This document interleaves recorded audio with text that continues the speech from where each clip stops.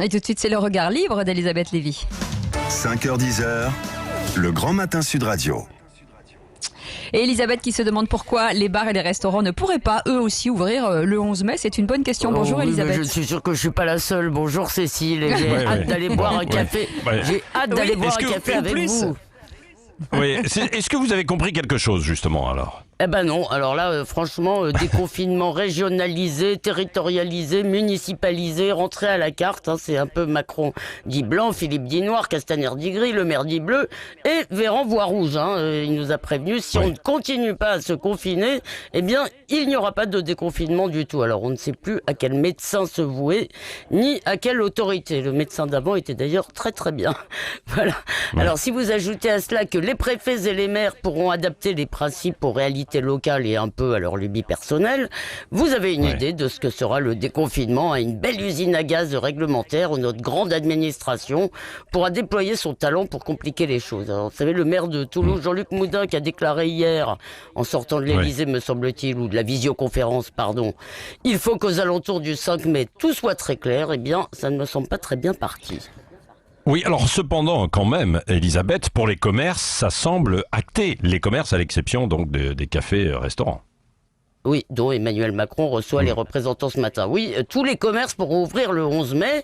Oui, enfin, pour peu que les conditions de sécurité sanitaire soient, selon Bruno Le Maire, totales pour les salariés, les entrepreneurs et les commerçants. Alors, à cette fin, la machine ministérielle est en train d'accoucher d'un protocole national de déconfinement qui sera suivi de guides, de bonnes pratiques, métier par métier. Alors, cela dit, l'exécutif commence sans doute à craindre que la France meure guérie. Le seuil, Éric Revel, je crois, en a parlé, le seuil des 10 millions de salariés au chômage partiel est franchi et l'urgence économique commence un peu à supplanter, en tout cas à concurrencer sérieusement l'impératif sanitaire, parce que sur tous ces chômeurs partiels aujourd'hui, beaucoup ne retrouveront pas leur emploi et il faut bien donc que les autres se remettent au travail. Et on sait, quels que soient nos efforts communs, on peut faire des progrès, on peut s'améliorer là-dessus, mais la sécurité sanitaire ne sera pas totale. Oui, alors reste que les cafés, les brasseries, les restaurants sont un casse-tête sanitaire tout de même.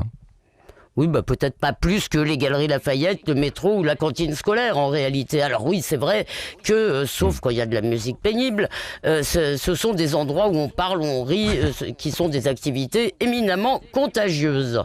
Le bistrot, vous savez, ça n'est pas seulement un centre de profit, c'est un théâtre de la vie, c'est le refuge de la pause déjeuner, peut-être le dernier lieu des rencontres improbables, et c'est un art français. Nous n'avons pas les usines allemandes, nous n'avons pas les tests coréens, nous n'avons même pas les masques marocains, mais nous avons des cafés, des restaurants, des brasseries que le monde entier nous envie. Alors Bruno Le Maire a déclaré que rien ne serait pire pour cette profession que de rouvrir dans la précipitation. Il me semble que pour beaucoup des intéressés, il pourrait y avoir pire qui serait ne pas rouvrir du tout. Oui, merci Elisabeth Lévy. On verra, on sera fixé probablement un peu ce matin et puis les modalités viendront par la suite, quoi. Mais oui. Bon, ne vous inquiétez pas, Elisabeth, on retournera. Non, mais moi je suis très confiante. Moi je suis très confiante. Ah bah oui, toujours. Voilà, non mais ça c'est bien. Oui. Restez là, Merci. Elisabeth.